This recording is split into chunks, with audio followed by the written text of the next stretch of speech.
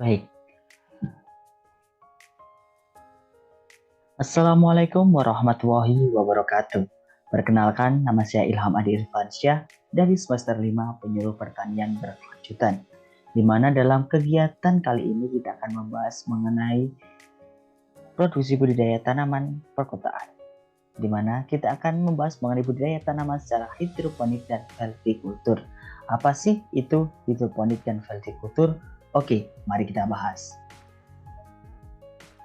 Hidroponik merupakan suatu teknik budidaya tanaman tanpa menggunakan media tanah, di mana berdasarkan jenis medianya dikenal dua jenis sistem hidroponik, yaitu ada hidroponik kultur, air, dan substrat. Di mana hidroponik kultur air menggunakan air sebagai media tanamnya, sedangkan pada sistem hidroponik substrat tanaman ditumbuhkan pada suatu media intern yang bisa berupa pasir, rock wool, kerikil, perlit, dan sebagainya. Kemudian untuk vertikultur sendiri, itu memberikan budidaya tanaman secara vertikal, di mana dalam pemanamannya dilakukan dengan menggunakan sistem bertingkat. Jenis-jenis tanaman yang dibudidayakan pada kegiatan vertikultur biasanya itu memiliki nilai ekonomi yang tinggi dan berumur pendek seperti tanaman sayuran dan juga tanaman hias. Kemudian apa sih yang akan kita bahas di pertemuan kali ini? Kita akan membahas hidroponik tentang budidaya selada keriting dengan sistem NFT. Kemudian kita akan membahas vertikultur dengan budidaya tanaman sari. Yang pertama, hidroponik dengan budidaya selada keriting sistem NFT. Hal apa saja sih yang harus diperhatikan dalam kegiatan budidaya selada keriting dengan sistem NFT itu sendiri? Yang harus diperhatikan yang pertama adalah konstruksi greenhouse. Konstruksi greenhouse yang didapatkan yakni harus memiliki model bentuk gunungan atau bentuk dasar greenhouse itu daerah tropis berbeda dengan daerah subtropis, di mana perbedaan tersebut terletak pada banyaknya ventilisasi yang berfungsi sebagai menjaga sirkulasi udara agar tetap baik dan kelembapannya. Hal ini dibuktikan dengan kondisi greenhouse yang harus baik, kemudian ukuran greenhouse standar yakni 9 x 25 meter dengan bahan atap plastik UV untuk proses fotosintesis untuk tanaman itu sendiri yang telah dibudidayakan. Dan untuk kerangka penyangganya itu menggunakan meja ringan agar memiliki sifat kuat dan tidak mudah rusak apabila terkena angin kencang. Dengan greenhouse model campuran tersebut dapat mengurangi faktor kerusakan akibat cuaca yang ekstrim dan terduga sehingga dapat memperpanjang umur dari greenhouse, sehingga biaya perawatan yang tidak menekan biaya perawatan yang sangat mudah dan juga sangat banyak, dan juga untuk pembersihan yang dilakukan dalam greenhouse itu sangat mudah. Nah, hal yang selanjutnya yakni adalah persiapan media tanam. Persiapan media tanam yang harus diperhatikan yang pertama adalah media tanam harus memiliki sifat pos atau mudah menyerap air yang berlebihan, kemudian memiliki struktur gembur, subur, dan bisa menyerap persediaan air yang cukup untuk dilakukan pada tanaman atau diserap pada tanaman. Kemudian tidak mengandung atau mengandung garam sama sekali atau kadar sanitasi lainnya.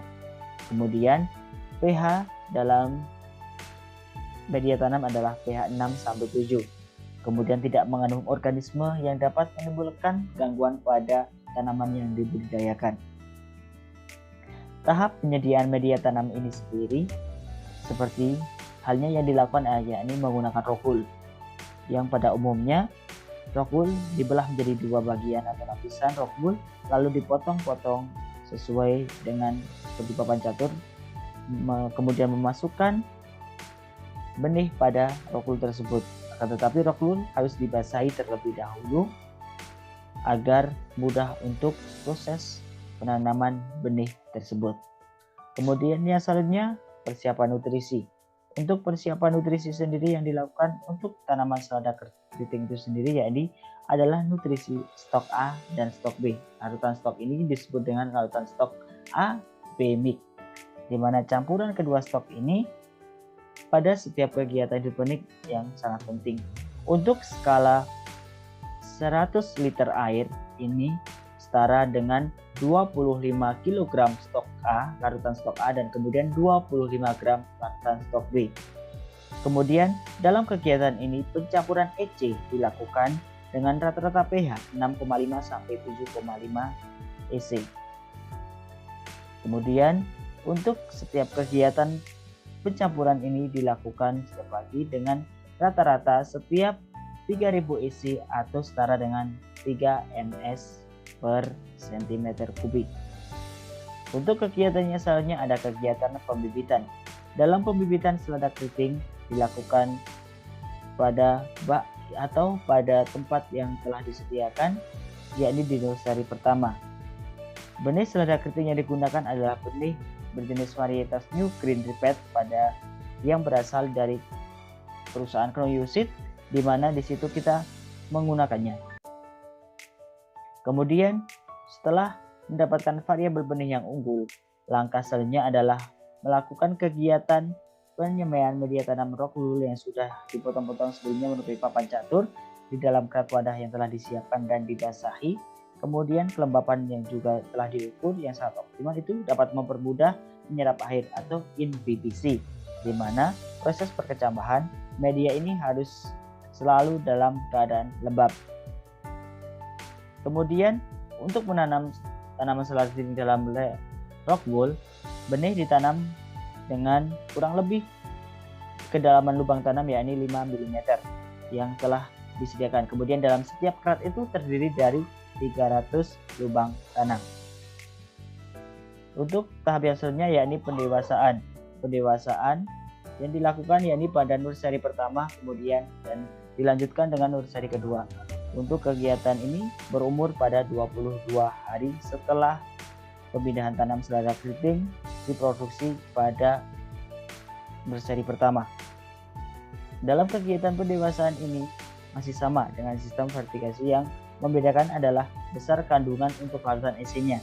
Untuk larutan EC yakni sebesar 2000 ppm atau setara dengan 4000 EC. EC itu electronic condition atau setara dengan 4 ms per cm kubik untuk setiap proses pembibitan atau di nursery keduanya. Kemudian untuk tahap yang selanjutnya yang harus diperhatikan yakni adanya pemeliharaan. Di dalam pemeliharaan ini, tanaman selada keriting yang ditanam secara hidroponik dengan sistem NFT dilakukan pada setiap tahapan budidaya. Pemeliharaan menjadi yang sangat penting untuk dilakukan. Kegiatan yang pertama adalah penyiraman. Kegiatan penyiraman atau pemberian air nutrisi pada bibit tanaman selada keriting dilakukan secara manual dengan sistem spray menggunakan selang atau nozzle yang telah disediakan. Penyiraman dilakukan setiap pagi, sore, dan juga apabila dalam keadaan siang hari kelembapan diperlukan, itu diperlukan untuk penyiraman. Kemudian yang kedua, langkah selanjutnya adalah pengecekan nutrisi dan lingkungan, di mana dalam pengecekan nutrisi ini dilakukan setiap pagi dan sore hari. Kemudian untuk kebersihan lingkungan dilaksanakan setiap pagi hari. Kemudian yang selanjutnya adalah penyulaman. Kegiatan penyulaman dilakukan pada tahap pembibitan di greenhouse atau nursery pertama dan kedua, di mana yang mati tanaman yang lahir kemudian diganti dengan tanaman yang baru atau tanaman dengan pembibitan yang telah disediakan sebelumnya agar tidak terserang hama dan penyakit yang dapat menyebabkan tanaman itu mati. Diadakan kegiatan penyulaman. Kegiatan yang selanjutnya adalah pengecekan saluran input dan output nutrisi, di mana hal ini dilakukan untuk mengendalikan hambatan-hambatan nutrisi yang berjalan di dalam pipa atau kegiatan nutrisi berjalan tersebut untuk menghindari permasalahan yang sering dihadapi adalah tersumbatnya saluran input tersebut. Kegiatan yang selanjutnya adalah pengendalian hama dan penyakit, di mana selada keriting ini keluar dari ruang gelap atau ruang penyemaian. Dalam ruang penyemaian ini harus diadakannya kegiatan menyebab hama lalat daun yang sering menyerang pada tanaman selada keriting. Hal ini dilakukan untuk meminimalisir kegiatan serangnya hama dan penyakit.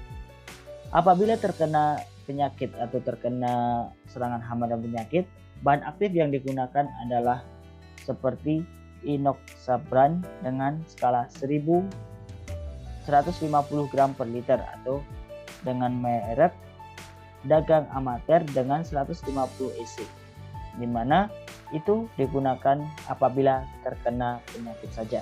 Kemudian kegiatan selanjutnya panen. Panen di sini dilakukan setelah 45 sampai 40 hari setelah semai. tanam dari awal penyemaian.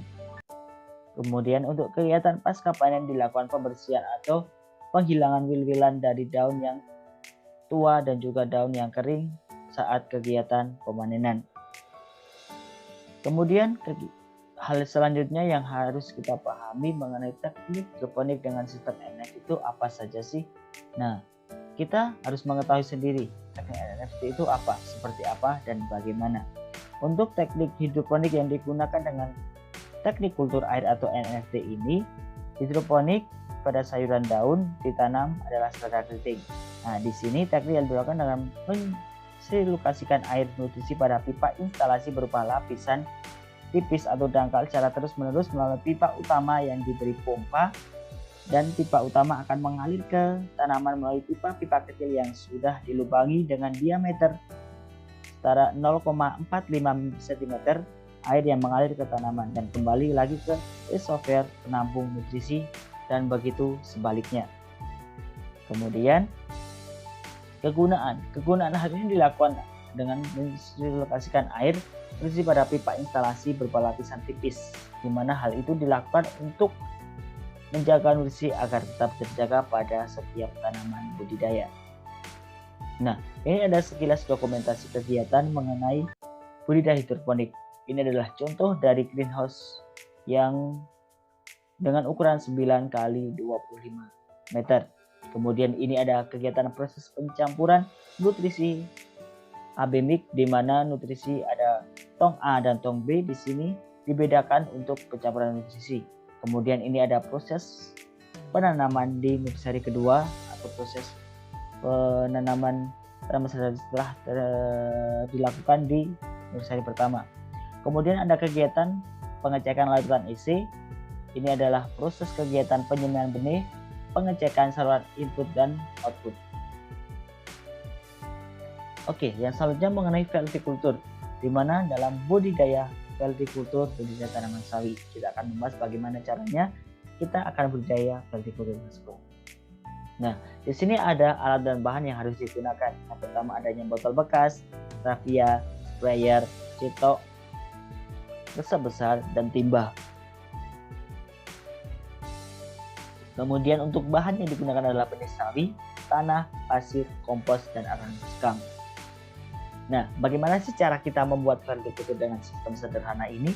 Yang pertama, kita harus menyiapkan alat dan bahan bangunan vertikultur dan bahan-bahan yang telah disediakan. Di mana dalam kegiatan ini kita melakukan penyiapan atau botol-botol bekas kita buka, kemudian kita iris untuk dijadikan berbentuk vertikal.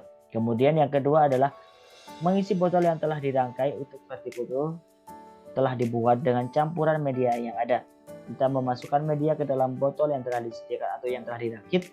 Kemudian sebelum penanaman kita memberi nutrisi seperti POC atau hal lain yang dapat membantu proses pertumbuhan dari tanaman itu sendiri. Kemudian yang selanjutnya ada menanam bibit atau benih ke dalam bangunan vertikultur yang telah jadi. Hal ini dilakukan dengan perlahan agar bibit tidak rusak. Bila itu bibit, kemudian apabila benih tidak sebar dan tetap terjaga. Kemudian yang selanjutnya melakukan pengamatan secara teratur. Hal ini digunakan untuk kegiatan pengamatan dari setiap pertumbuhan tanaman vertikultur sendiri itu. Kemudian hal selanjutnya adalah mengamati pertumbuhan tanaman sesuai dengan parameter pengamatan. Apa sih yang diamati? Kita harus mengetahui beberapa sampel, kemudian beberapa hal yang akan diamati dalam kegiatan budidaya vertikultur tersebut. Nah, ini ada sekilas proses kegiatan dokumentasi kegiatan pembuatan vertikultur secara sederhana dengan menggunakan botol-botol bekas. Ini ada kegiatan proses pembukaan atau pengirisan botol dengan gunting dan alat yang lain untuk dibentuk secara vertikal. Kemudian ada kegiatan pemberian nutrisi atau penanaman serta memasukkan media tanam kepada botol tersebut. Nah, dari hal kegiatan kedua materi tersebut kita dapat menyimpulkan bahwa dengan membudidayakan tanaman selada keriting secara hidroponik dengan sistem NFT atau nutrient field technique di dalam greenhouse dapat mempermudah dan mempercepat proses budidaya, karena dengan menggunakan sistem NFT tersebut kita dapat selalu mengontrol dan mengamati pertumbuhan dari setiap tanaman yang kita budidayakan. Nah, kesimpulan dari kegiatan vertikultur sendiri dapat diketahui bahwa mengenai budidaya tanam perkotaan dapat disimpulkan bahwa vertikultur merupakan pola bercocok tanam yang menggunakan wadah tanaman vertikal untuk mengatasi keterbatasan lahan, di mana tempat media vertikultur dapat menggunakan seperti batu, kemudian bambu, talang, rak kayu bertingkat, dan lain sebagainya. Media tanam yang digunakan bisa berupa media tanam tanah, kompos, dan sekam.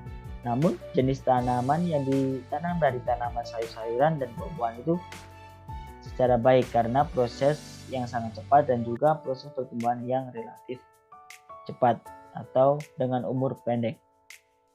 Nah, ada sekilas mengenai kesuksesan bagi petani tidak diukur berdasarkan hasil petani yang melimpah, melainkan berapapun hasil kerjanya tetapi tetap dihargai, di mana kita harus selalu menghargai apa jerih payah yang telah kita lakukan.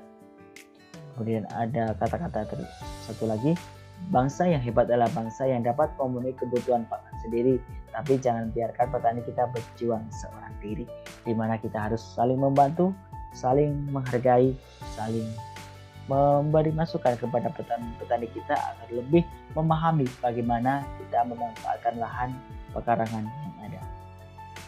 Oke, terima kasih. Sekian yang dapat saya sampaikan. Kurang lebihnya mohon maaf. Saya akhiri. Saya Ilham Adi Irfansyah, pamit undur diri. Wassalamualaikum warahmatullahi wabarakatuh.